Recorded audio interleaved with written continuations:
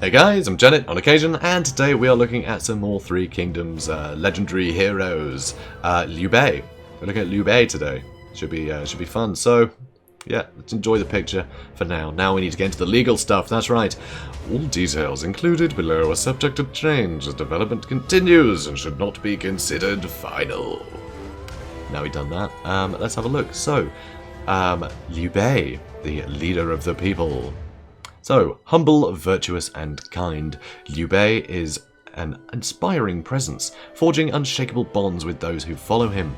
Managing the unity and cohesion within his faction is key to growing his forces. His imperial lineage allows him to claim territory belonging to the Han Empire without conflict. As a man of the people, his militia units do not cost any upkeep. That's crazy. That sounds amazing. Cool. Wow. Early game, he's going to be great, right? Must be. So, who is he?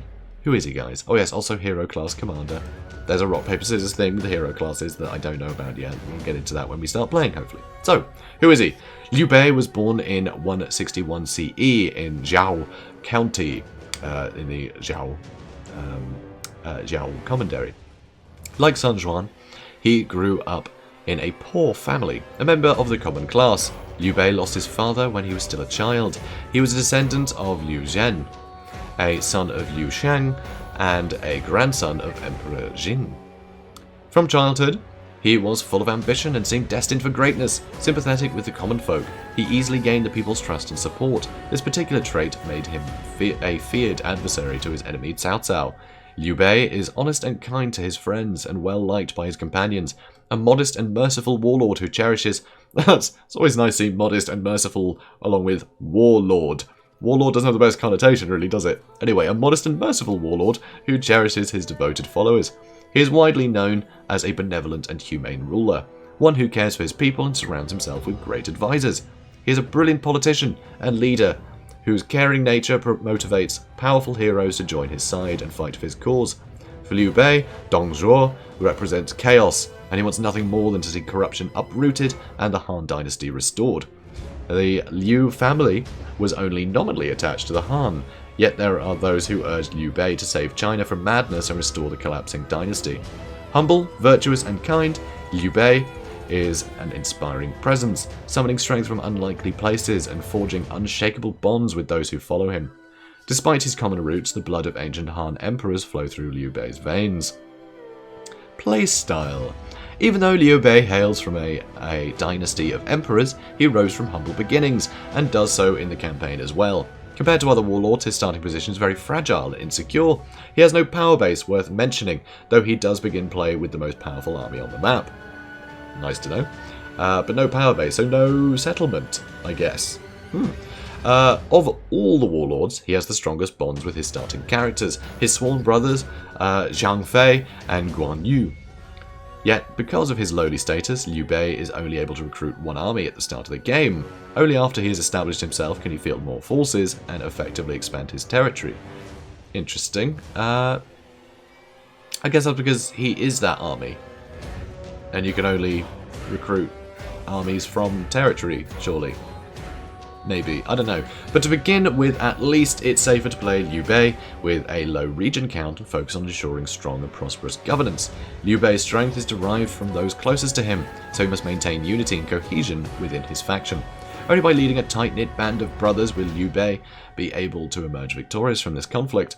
Therefore, players will need to be doubly vigilant to ensure his followers are satisfied and happy. If he does so, Liu Bei will benefit from this unity with faster progression through the faction ranks and better government capabilities, such as fielding extra armies and assigning more governors.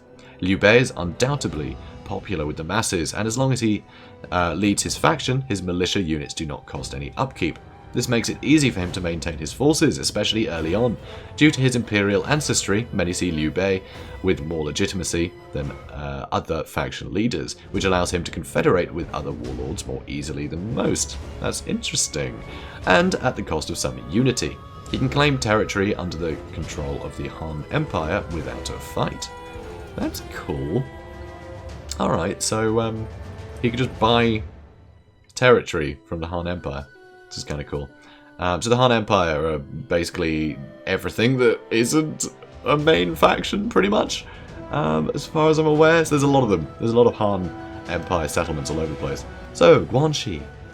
Liu Bei considers his friends and his family as his family. His initial bond with both Guan Yu and Jiang Fei is very strong.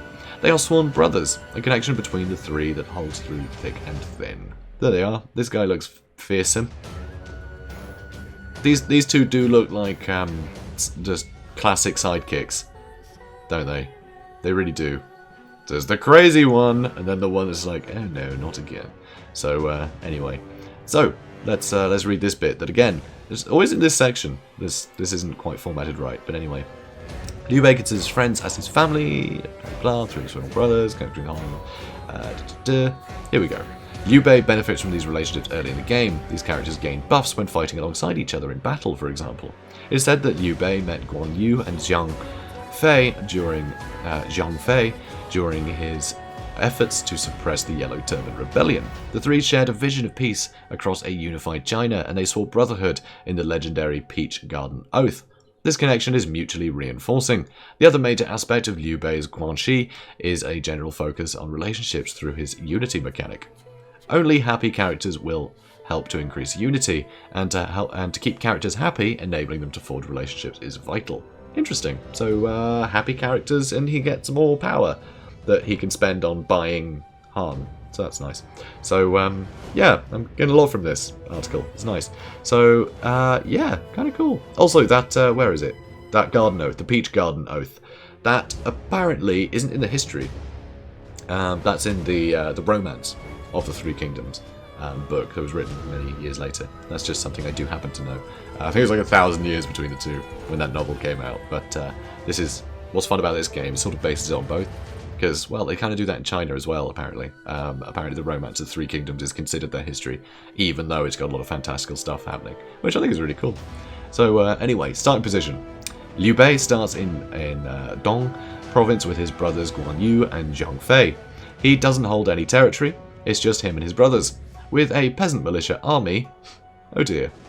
First, he needs to establish a power base in order to replenish and build his strength. From there, he can begin to expand his empire. Liu Bei starts in a small part of the Dong province with his brothers Guan Yu and Jiang Fei. At this point, he does... Okay, come on now. Please stop repeating things.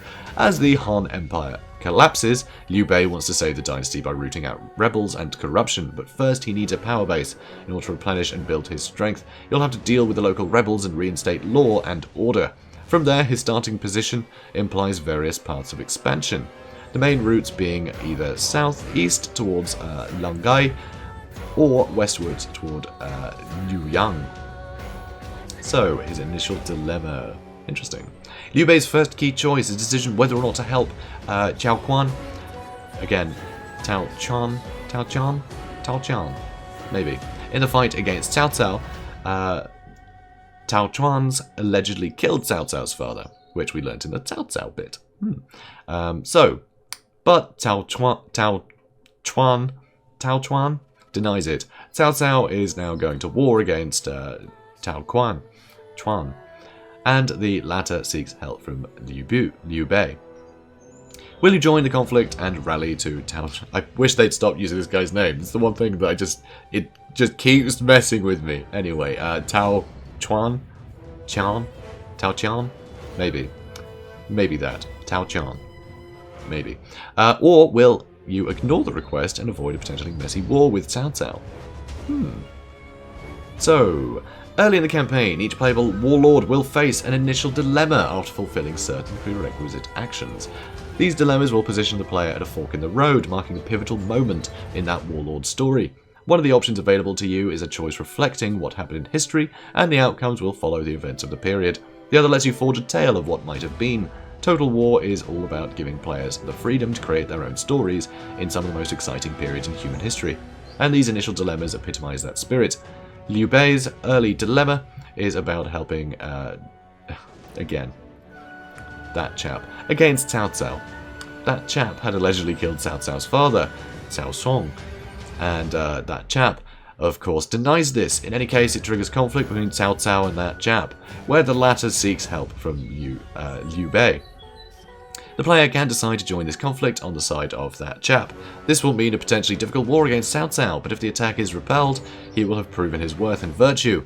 When that chap dies, he is a rather old man already at the start of the game, his followers will offer to join Liu Bei. Interesting, which will effectively confederate that chap with Liu Bei. Your mid-game aim is to acquire as much prestige as possible and disrupt other key players from getting too big. While Liu Bei gains enough prestige, he's able to raise additional armies, and here's where you'll start building your real power base. A confederation with Liu Biao's faction after his death can also be a great way to expand your empire even further. However, with Liu Bei, without a wife or children at the start of the game, you'll also need to focus on building your dynasty and securing a suitable heir to continue your legacy. How will you get there? Will you aim to secure powerful diplomatic marriage, or by marrying a loyal member of your court? Or will you skip marriage altogether and choose one of your sworn brothers to be your heir, and have them lead Liu Bei's faction after his death? Interesting. Cool stuff. So what kind of player is Liu Bei for? Liu Bei is a choice of the confident, wise, and modest ruler.